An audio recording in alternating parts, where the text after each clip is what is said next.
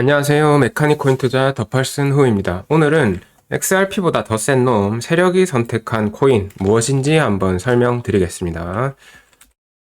자, 스텔라 루멘입니다. 전송, 결제, 자산 토큰화 기능 이렇게 해서 여러 가지 기능을 갖고 있는데요. 많은 분들이 사실 스텔라 루멘 전송 결제 기능만 있는 줄 아시죠? 그래서 리플에서 이제 나온 코인이기 때문에 전송 결제 기능만 있는 줄 아는데 사실은 스마트 컨트랙트가 작성이 가능해서 얘도 일종의 레이어 1 코인이고요. 이 스마트 컨트랙트를 이용한 프로그램을 만들어서 이렇게 자산 토큰화 기능도 지금 가능합니다. 전송 속도 5초라서 리플하고 비슷하고요. 현재 750만 개 정도 계정했습니다.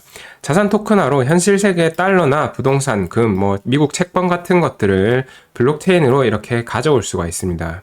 자체적인 탈중앙화 거래소도 가지고 있고요. 이게 제일 큰 특징인데요. POA 합의 구조라는 게 뭐냐면은 새로운 노드가 참여할 때 기존 노드들이 이제 투표로 얘 해도 돼 이렇게 허가를 해줘야 들어갈 수 있다 이렇게 이해하시면 됩니다. 검증 노드에게 가는 보상이 없습니다. 황당하지 않습니까? 이게 무슨 의미인지 아시면은 조금 굉장히 의문이 생길 겁니다. 비트코인 같은 네트워크들은 네트워크 블록체인을 검증할 때 비트코인이라는 보상을 주기 때문에 우리가 그 기계를 운영을 하는 거잖아요. 그런데 이 스텔라 루멘이란 거는 노드가 검증을 아예 하더라도 보상 자체를 받을 수가 없습니다. 그러면은 이 네트워크가 왜 어떻게 운영이 되는가 했을 때 여기에 스텔라 루멘의 모든 특징이 들어가 있습니다. 이거는 사실상 탈중앙화된 블록체인이 아닙니다. 자, 노드 수가 43개이고요. 동일한 회사가 여러 노드를 또 운영하기 때문에 이걸 제외하면은 20개 미만, 그러니까 20개 미만의 회사가 이 스텔라 루멘의 노드로 검증자로 참여하고 있다고 보면 됩니다. 엄청나게 극도로 중앙화된 체인이고요. 그러다 보니까 속도가 빠르고 저렴한 수수료도 확보하고 있고 여기에 더해서 노드에게 줘야 되는 스텔라 루멘이 없죠. XLM이란 거를 마치 비트코인 네트워크에서 BTC를 채굴자들에게 보상으로 줘야 되잖아요. 채굴 차는 사람들한테. 근데 XLM은 얘네한테 보상으로 안 줘도 되죠. 그러니까 XLM은 가격 하방 압력이 훨씬 더 적겠죠. 돈이 나갈 때가 적으니까. 그럼 노드로 누가 참여하고 있느냐? 엄청난 애들이 참여하고 있습니다. 프랭클린 템플턴이라는 애가 있는데 얘들이 어떤 사람들이냐면은 스텔라 노드로 참여 중인 미국 금융회사인데 연매출이 10조예요. 무시무시하죠. 그래서 투자 금융회사이고 보수적으로 운영하는 뮤추얼 펀드를 많이 이렇게 가지고 있습니다. 어마어마합니다. 이게 10, 100, 1000만, 10만, 100만, 1000만, 82억 달러 2022년에 그렇고요. 설립한 지도 굉장히 오래됐습니다. 그래서 제가 세력이라고 제목 붙인 게 요놈 때문이고요. 프랭클린 템플턴이 운영하는 펀드 중에 이 FOBXX라는 게 있고요. 이게 스텔라 루멘 체인에 통합이 됐다고 합니다. 이게 통합됐다는 게 무슨 뜻이냐면은 이 FOBXX 펀드를 토큰화 해가지고 펀드 소유권, 거래 내역을 스텔라 네트워크에 이제 기록을 하고 이걸 조각조각 해서 막 거래가 가능한 겁니다. 사용자들은 이 벤지라는 앱을 통해서 거래를 할 수 있고요. 지금 스텔라 루멘이 디파이를 아마 TBL에 이런 프랭클린 템플턴 FOBXX 펀드가 잡히지 않습니다. 그래서 조금 낮게 나오는데 사실은 자산 토큰화 섹터에서 스텔라 루멘을 검색해보면은 어마어마합니다. 트레저리 마켓캡이고요. 이거는 미국 채권이죠. 그래서 채권에서 이더리움이 차지하는 게 374M. 이더리움 네트워크에서 미국 채권이 토큰화된 게 100만 1000만억, 3740억 정도고요. 스텔라 루멘의 3350억 정도 토큰화가 됩니다. 폴리곤도 여기 있네요. 그런데 좀 작죠? 스텔라 루멘이 어느 정도 큰지 알겠죠? 이 완전 1황인데 이더리움이 얘한테 거의 비슷할 정도로 돼 있는 거고 이 프랭클린 템플턴의 FOBXX라는 펀드를 살펴봤습니다. 미국 채권 및 달러의 99.5%를 투자하는 펀드라 보시면 되고요. 이 금액이 대충 335M 정도 됩니다. 그래서 스텔라 루멘의 이 트레저리 마켓캡이 이렇게 높은 이유는 프랭클린 템플턴의 FOBXX 채권 투자 펀드 때문이다. 이렇게 이해하시면 됩니다. 자, 그래서 스텔라 루멘의 토큰 터미널 자료를 찾아봤습니다. 그래, 노드들이 참여하는 건 그렇다 치고, 자, 이 얘기를 조금 안 했는데, 그럼 얘네들은 결국은 스텔라 루멘 노드로 참여하는 이유는 뭡니까?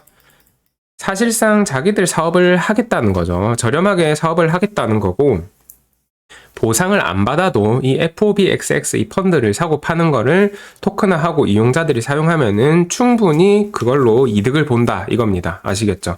그래서 이 노드로 참여하는 게 퍼블릭이 아니라 이게 사실상 일종 소수의 그 대형, 초대형 회사들이 참여해서 스텔라 루멘이라는 이 네트워크를 유지하는 거는 다 자기들이 가진 사업이 있겠죠.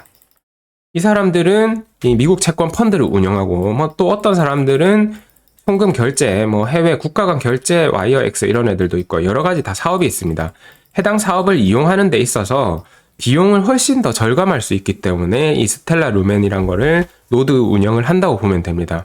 직접 자기가 만들어서 이런 것보다 스텔라 루멘에 참여해서 노드를 운영해버리는 게 비용 절약 효과도 있다. 이렇게 이해하시면 되겠죠. 그래서 스텔라 루멘의 현재 재무 보면은 그래도 수익이 이렇게 나고 있다 이렇게 보시면 되고요. 수익이 크지는 않아요. 한 달에 뭐 1600달러, 1400달러 정도 순수익이 이 정도죠. 그리고 287달러면 얼마입니까? 100달러가 13만원 정도니까 한 40만원 벌었나요? 그래서 막 수익이 폭발적으로 나오는 그런 프로젝트는 아니다. 왜냐하면은 리플도 마찬가지인데요. 이런 전송용 코인들이 전송 수수료가 굉장히 싸죠. 뭐 0.00000 막 5달러 뭐 이런 식이거든요. 수수료가 싸서 얘네들이 사람들이 많이 써도 이 수수료 수익이 얼마 안 됩니다. 리플도 마찬가지고요. 그래서 재무 상태가 보통 적자인 경우가 많아요. 이 재무가 적자란 말은 토큰 덤핑 압력이 발생한다는 거고요. 그런데 스텔라는 사실은 노드들한테 줘야 되는 돈이 없으니까 나가는 돈이 적고 그래서 이 엄청나게 낮은 수수료에도 불구하고 순수익이 나고 있는 그런 블록체인이다. 이렇게 보셔야겠죠. 자, 그래서 1일 트랜잭션을 한번 비교해봤습니다. 리플 1일 한 100만, 110만 정도 트랜잭션이 발생하고 있고요. 스텔라 루멘 이거는 1일 트랜잭션이 225만 정도 발생합니다. 그러니까 스텔라 루멘이 사실 결제용으로도 많이 쓰이고 여기에다가 자산 토큰화까지 가져와가지고 이거는 사실 미래성으로 봤을 때 XRP보다 스텔라 루멘이 확실히 더 강하다고 볼 수 있겠습니다. 여기서 차라리 트랜잭션이 리플이 막 한 5배 앞섰어. 그러면은 스텔라 루멘은 조금 결제 섹터는 아니 RWA는 괜찮은데 결제가 약할 수 있겠다 생각할 수 있는데 이 트랜잭션이 많다는 말은 스텔라 루멘을 이용해서 전송하고 받고 이렇게 하는 사람들도 많다는 말이고 여기에 더해서 프랭클린 템플턴이나 여러가지 RWA를 추가적으로 들어올 수 있겠죠. 프랭클린이 잘하고 있는 걸 보면은 다른 은행도 여기서 네트워크 참여해서 할 수 있겠다. 그래서 스텔라 루멘이라는 게 어느 정도 미래성은 좀 보장이 된 프로젝트다 이렇게 이해하실 수 있겠습니다. 그리고 이 XLM 체인에서 여러 가지 자산을 만들잖아요. 자산을 만들고 거래를 할 때 수수료로 쓰이는 게 결국은 XLM이다. 이렇게 아시면 되고, 이거를 토큰화 했을 때는 또 토큰화한 새로운 토큰을 자기가 발행할 수 있는 겁니다. 스텔라 루멘으로 모든 금, 채권, 부동산을 XLM으로 바꾸는 게 아니라 금을 스텔라 루멘에서 사용자 설정으로 자기만의 토큰을 만들 수가 있습니다. 이해되시죠? 그래서 차트 한번 볼까요? 리플, 이건 제목이 저러니까 리플도 한번 봅시다. 지난 시즌 얼마나 올랐는지 보는 건데요. 1600% 올랐어요. 리플 여기서 여기까지 1600%면은 절대로 많이 오른 게 아니다. 왜? 지난 시즌 중위분기, 그러니까 상위 300위 코인의 한 중간값 정도 상승률이 한 5000% 정도였거든요. 그러니까 1600%면 상당히 하위권입니다. 스텔라 루멘이 어느 정도 올랐나 했을 때 3100% 올랐죠. 얘도 그냥 중위값보다 조금 못한 정도 올랐고, 그래도 리플보다 더 많이 올랐다. 더 많이 올랐고, 이번 시즌도 리플보다 더 갈 거라고 보고 있습니다. 더 가는데 이게 뭐 스캠성으로 더 가는 것도 아니고, 전송 결제에다가 자산 토큰화라는 엄청 강력한 섹터를 추가했고, 그 섹터가 거의 이더리움과 맞짱 뜰 정도로 엄청나게 커져 있기 때문에 앞으로도 더 커질 가능성이 있다. 이렇게 이해하시면 될 것 같고요. 그래서 어차피 같은 전송 결제 이런 거 투자하신다면은 리플보다는 스텔라가 맞지 않는가 이렇게 보고 있습니다. 네. 자, XRP보다 더 센 놈 이제 이해되시죠? 나루토가 더 세죠? 사스케보다. 그래서 세력이 선택했다고 볼 수 있겠죠? 이 정도면은 스텔라 루멘 오늘 영상 여기까지 하겠습니다.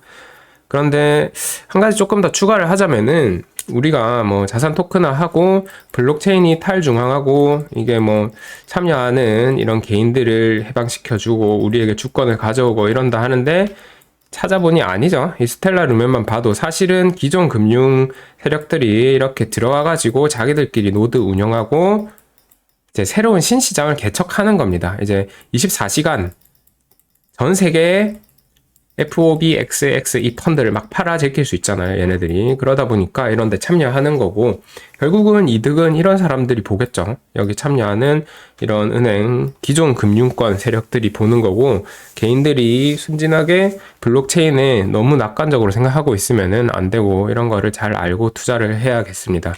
그래서 스텔라 루멘 사실 탈중앙화가 빵점이죠, 빵점. 뭐 속도, 보안 이런 거 세 가지 생각했을 때 속도 좋고 뭐 보안 괜찮겠지 생각했을 때 탈중앙화가 전혀 안 돼 있고 조금 그런 부분은 기분은 나쁠 수 있습니다. 예, 그런 이상론에서 보면은 기분 나쁘지만은 잘 갈 것 같습니다. 제가 볼 때. 그래서 세력이 선택한 코인입니다. 오늘 영상 여기까지 하겠습니다.